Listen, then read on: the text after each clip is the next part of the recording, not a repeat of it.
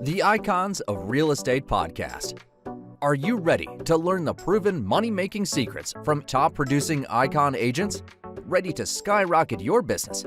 This podcast is for you. Tune in every week and find out how to implement proven strategies to 10 times your business. From $3 million to $30 million in just 12 months. Brought to you by the Masters in Real Estate Marketing, Arter SEO.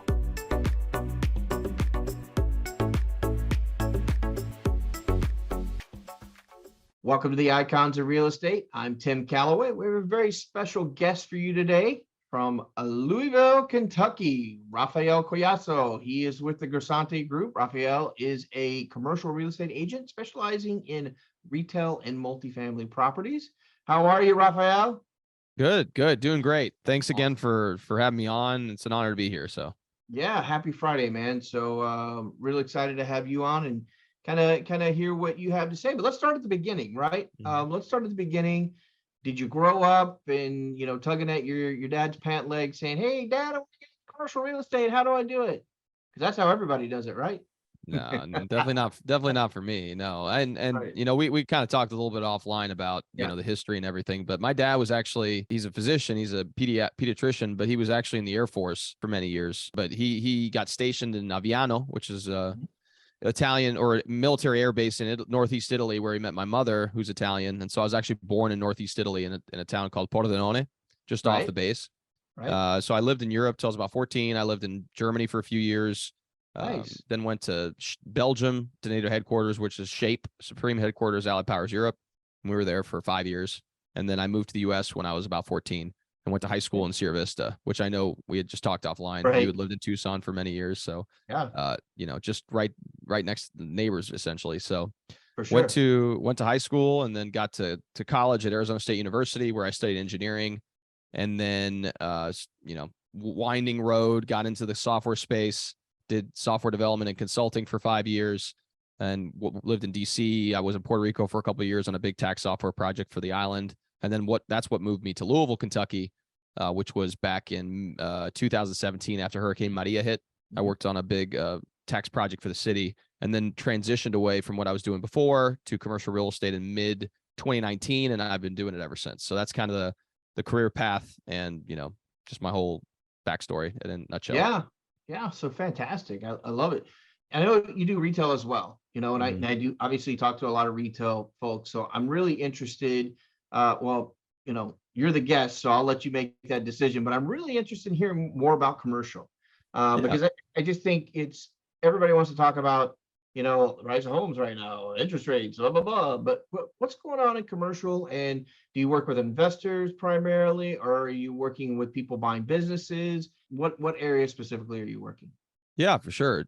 So actually, I do work with investors that buy shopping centers, retail and standalone retail buildings. And I have a mix of investors that I work with. Some are more, strictly investors. Others are business owners who run businesses, and then they buy these buildings to put their businesses in, or, have a center where they buy and then occupy a piece of it with their business. And then I also work a lot with franchises. So I've worked with a variety of different franchises to help them find space. Primarily, local franchise. Well, they could be national franchises, but they're local franchisees that may have a couple locations, but they're looking to expand their footprint in the market. So that's just high level stuff of what I'm doing on the retail side. And I've also done a lot in the restaurant space. So I've just started to do a little bit on that front as well. And I think that's just a function of my experience in the restaurant business. I had a small catering company in college and then tried to grow it after college, realized it wasn't what I wanted to do long term. But it did have a little bit of experience on the food side. So it kind of helped me with that. And my broker ran a restaurant here that was very popular for many years. And so he's very familiar with the restaurant business as well. So that's kind of where I think I've operated more so in the retail space. Gotcha. Okay. So you do operate more in the retail space, which is fantastic. Is Louisville the sphere of your marketplace? Well, it's the interesting thing about Louisville is it's somewhat not necessarily a tri-state area, but definitely, a bi-state, meaning that there's the Ohio River runs right through, the city essentially. So you have Louisville on one side of the river and then Southern Indiana on the other side. And then also Ohio's not too far away. It's about an hour and change away from Cincinnati. So within let's say an hour and a half drive, you got 3 different states. If you go south, even 2.5 to 3 hours, you're in Tennessee. We're geographically very close together, but I would say most of my business is in the Louisville metro, that's inclusive of Southern Indiana. And then, as you start venturing out into Lexington area, I've done too much in that area, but that's part of the area that I really focus on. Right. So you talked about, I really like the idea on the commercial side about, working with franchises and things like that. Well, how do your retail clients, non-commercial, let's say, how are they finding you? Is it primarily people? I mean, I'm in Southeast Florida now, and we get 300,000 people a year moving here, and so it's like we get flooded with calls, inundated with people. Hey, I want to buy, I want to buy, I want to buy, I want to buy. Is it like that in Louisville, or is it more germane to the area, like people just moving across town or across state? That's a good question. I'd say, it all depends. We have some economic drivers in the city that kind of control our population growth. We have UPS, we have FedEx has a big presence here. Humana is one of our biggest employers in the city, which is a large healthcare company. Right. Papa John's and Yum Brands, which includes KFC and Pizza Hut and other things like that, are also big economic drivers. And then we also have a very strong industrial backbone. So you have a lot of, businesses that are moving to Louisville as a result of their proximity to other markets. So we're able to drive, I think, to 59% of the population within a day of the entire United States. So if you 59% or 60% of the entire US population can be accessed via Louisville, then within a day's drive. So from a logistics standpoint, we're a very strong market for that sort of thing. So I'd say those are the economic drivers for the city that bring people to the area. We also have a very large Cuban population. It's very, very very interesting, actually. And I'm half Puerto Rican myself, so I actually work with a lot of Latin clients. Speak Spanish as well. And so we have a lot of people moving from Florida, like Miami, for example, to Louisville, because there's a pretty strong and large Cuban population. I think there's about 1,000 Cuban people moving to Louisville on a monthly basis. So it's a pretty big driver as well. So those are just some of the high level insights. As far as, retail follows population growth. So if you have a lot of people moving to an area, there's going to be a stronger retail demand, in which case you're going to have more retailers trying to service that demand. Right. Yeah. So that's nice. It's kind of like, the follow through of immigration, I mean, Miami's always that first stopping point for us. I mean, I'm right down the road. I'm 56 miles. My son is a PhD student at the U. It's a huge, if anybody hasn't been to Miami, this isn't about Miami, you're talking about it, but it's spectacular. Just, how many people have made that small city. I can go back because I'm 52. I can say this, but I went to Miami in the 70s, and it was literally just a small town, believe it or not. And that's just as early as the 70s. But obviously, we know what happened during the 80s and 90s. And a lot of those folks, it's the first place they stop, and they do migrate to cities like Louisville, where different population segments for some of the people that migrate over settle in. So I think that's awesome. I think that it helps any economy, and it's definitely a boon for you guys. Let's talk about your books, right? I mean, you are an author, and you have a series. If I'm not mistaken, Raphael, you have a series for millennials. Is that correct? Yeah, so I actually have a series for millennials that I started writing before I got into commercial real estate, and now I have a commercial real estate series as well, which I've written 2 books on. So in total, I have 6 books that I've written, on my 7th. So as far as the Millennial Playbook series is concerned, I started writing that actually while I was still doing what I was doing before in the software space. And that was kind of the impetus to that was primarily related to the period of my life, which I was in. I was in a very lucrative job in Puerto Rico. I had a very nice apartment right on the beach. So, and I was in a very lucrative career. So you think I would have it made, but inside I felt very confused and conflicted about what I wanted to do with my life. And so I went through a period of self-exploration and got into learning about self-help and everything else. And I started learning all these lessons, and I didn't find them in one place. It was very fragmented. And so I decided to start a blog. And then from the blog, I was like, well, I already have 35,000 words of content that I've created. 200-page book is 50,000 words. So why not just round it out, slap it together? And that's the first book, which was the Millennial Playbook. And then from there, I started building on top of that. So I had a series concept where The first book was the general concepts that I wanted to preach. And then the other 3 books, one was on personal development, the other one was on professional development, and the last one was on personal finance and financial freedom. And so that's kind of the basis of those books. And now I've written the commercial real estate books, which are before you sign that lease and before you buy that building, which is from the context of a business owner. Because there's a lot of books out there for investors that want to buy commercial property, but there's almost nothing out there that says, hey, I'm a business owner. I don't know how to lease a commercial property. What do I do? That book's going to help you from top to bottom. And the same thing goes for buying a building. I've leased a space for 10 years or 5 years, but now I want to really own my own building. That's the concept. So. Yeah. I mean, if you ask me, which you're not, but I'll go ahead and say it, is, making those decisions as a business owner can make and break you, right? I mean, ultimately, what's your biggest price tag every month is generally rent and or, a corporate mortgage on where you work and your facility and employees, one of your biggest assets. Payroll's huge. Yeah. Payroll's huge. Payroll's huge, walks out the door every day. Right. Yeah. But definitely and just being in Florida, I see it a lot talking to business owners. It can get too pricey to be in business. Right. And the brick and mortar isn't always, part of that bigger plan. So yeah, definitely having a guideline to go by, a book, somebody who knows the ins and outs of it. Is that what your book kind of details? And I know it's before you sign that lease, but ultimately you're guiding them through the whole process. Yeah. Yeah. And determining whether or not it's right for them. Like, I think the first thing in the book I say is like, you may not even need a commercial space. You may be trying to jump the gun, And so I think, I go through it like, if you're a website designer, unless you have like, you need a place to congregate as far as your employees are concerned, then you may need an office. But other than that, if you're just a solo person, you can go to a co-working space or you can work from home. You don't necessarily have to do it. And I feel like a lot of times business owners have this idea of like, once I get my space, I'll be validated in knowing that I am in fact in business and we can move forward. And so I think that needs to be something that, you need to really think about before you actually commit, because these leases are 3 to 5 years. So if you're not ready to go as far as that commitment's concerned, it could really hurt you. And then, then we dive into the, the actual numerics and numbers of everything to try to determine what a healthy rent to pay is, and especially on the retail side, there's like a range. It's, if you're a retailer, 5 to 12% of your gross revenue is the most you should be spending on rent.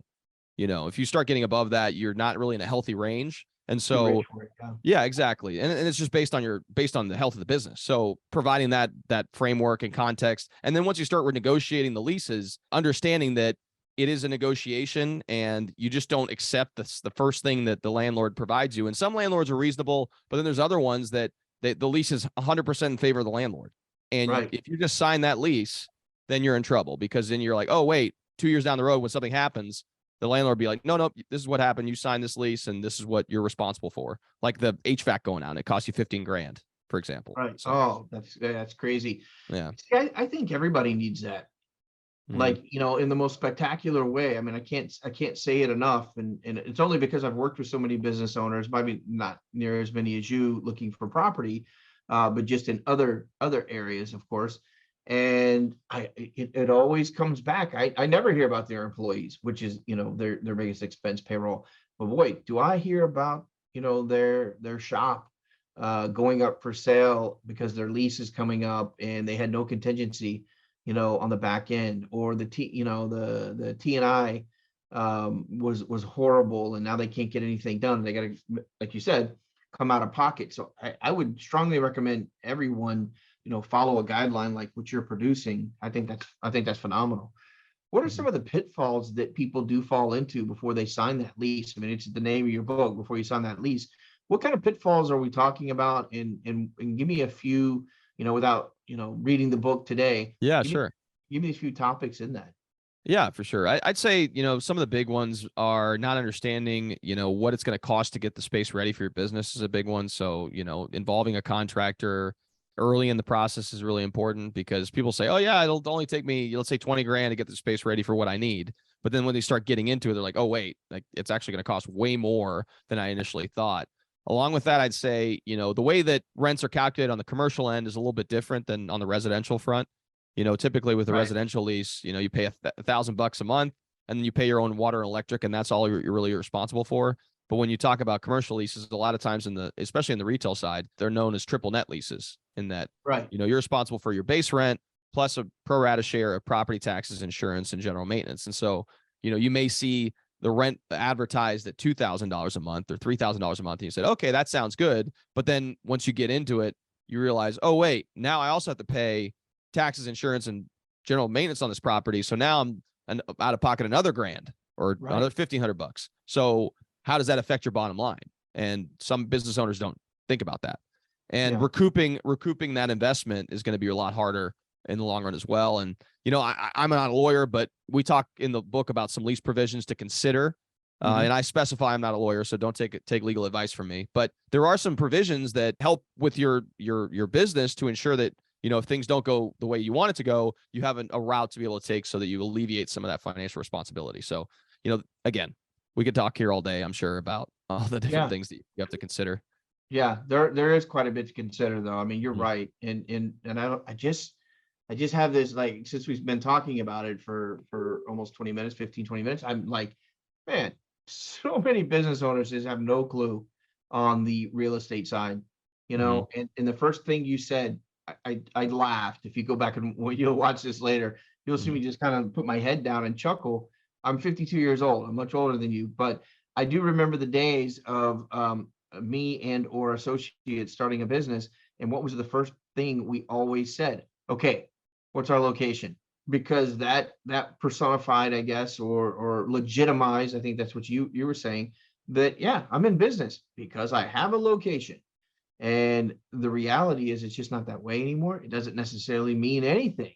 It might actually mean you're a bad business person. I mean, as ridiculous as that can sound. Obviously, if you're selling cogs, on the side of the street, maybe you could sell those cogs online and be more profitable. So valid advice. I love it. So we talked about how you got started. We kind of talked about the here and now. We talked about your books. So let's talk about the future.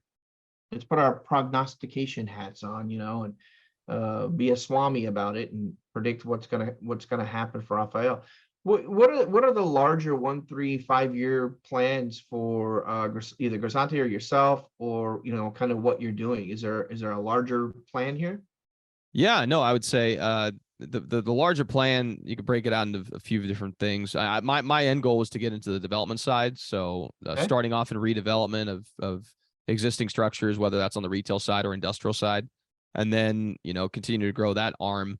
Also through the books that I've written, creating a long series. So the next book I'm actually actively writing is called Before You Sell That Building, which will be from business owners' perspective to sell their property and walk off into the sunset. And then we'll have a book called Before You Develop That Building, once I get a little bit more experience on the development side. And then there'll be another book at the end called Before You Invest in That Building, which will be a passive investor's guide to investing with sponsors. So what do you have to ask them, the operators, to ensure that your money's invested safely? So it'll be a series, and then obviously coursework and other things like that, created primarily for commercial real estate agents and commercial investors. So that's kind of the end goal. And then I have a podcast that I actively have, and it's been growing pretty rapidly, which is awesome. Granted, it's not Joe Rogan by any stretch of the imagination or anything like that, but in the commercial space, it has been gaining a lot of traction. And so, becoming that number one resource in that space is a goal of mine, and I'm on the way. Just takes time. So yeah, no, that's fantastic, man. I think you're doing the right thing. As we kind of wind down here a little bit, and there's so much we could talk, like you said, we could talk for hours, right? I mean, there might need to be a part 2, 3, and 4. But speaking of being a series, a couple of things. How do you find your new clients? I mean, how are you local in the area? Are you got the podcast, which is awesome. What other areas are you working on to bring people in the fold? Yeah, that's a great question. I would say, the YouTube has been pretty helpful for me. I create a lot of YouTube content. I have almost 2,000 subscribers at this point, and the content that I create is related to questions that business owners have. And so it's a what is this? What is that? Et cetera. And I've started to rank in YouTube for different search terms that are, high intent search terms. And so I'd say that's a big one for me. I've also had meetups that I run locally, which has helped a ton. And that's just through, face-to-face networking, and people, know that I do commercial real estate on a regular basis. And then, you know, I've done postcards. I've done a variety of different things as far as business generation is concerned.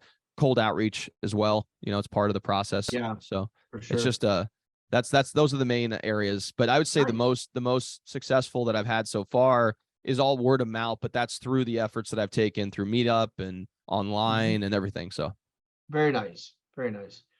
How would someone get in touch with you? oh, for sure. Yeah. I mean, first off, thanks so much for the opportunity. It's been really cool to hang out and talk a little bit about the Arizona days. Yeah, for sure. I've But enjoyed yeah, that. oh, for sure. But it's getting in contact with me is pretty easy. I'm on LinkedIn, so you can find me at, you know, Raphael Collazo. Just follow me there. And then you could also, you know, reach out via my website and, you know, I have YouTube channel, podcast, however other mediums you might like to get out in touch. Feel free. Nice, nice. Well, Raphael, this is the part of the show, as we wind down, I always say, like, you're the hit record and I'm just the DJ and, spinning it. Take us out, tell us what's, on your mind, your soul, your heart. It could be about business, it could be about personal, it could be about your Christmas plans. Usually it's about business, but tell us what you're thinking on the way out here. Definitely. No, I mean, I think if anything, it's really just gratitude and anything is really important. You're going to go through bad days in business. And, you know, I just this last week, I had a bad day and then I had a good day and then I had a bad day. You Right. know, it's just kind of the roller coaster that is entrepreneurship and, you know, making sure that you maintain a semblance of gratitude for the things that you have and understand that as long as you have your wealth or health, I should say, and people who love you and your family, that's the most important thing. So that's all I can share That's today. Yeah, that's some sage advice, Raphael. I like that. Hey, you know what? But wealth doesn't hurt either. Oh no, of course, of course. That's Yeah, what as long as you you have aspire your to. health. You aspire to, but Well, health yeah, health yeah, for sure. Health's number one. I mean, you got to take care of yourself, for eating sure. right and Right. exercise for sure. There you go. Awesome advice. Raphael Collazo, Gersante, Mhm. the Gersante Group, commercial real estate in Louisville, Kentucky. Raphael, thanks so much for being on the program. I definitely look forward to another conversation with you at some point. Maybe we'll do some crossover on your show and talk real estate a little Yeah. bit. I'd really enjoy that. Have a great weekend. Be safe. And we'll talk soon. Thank you so much. Have a good one.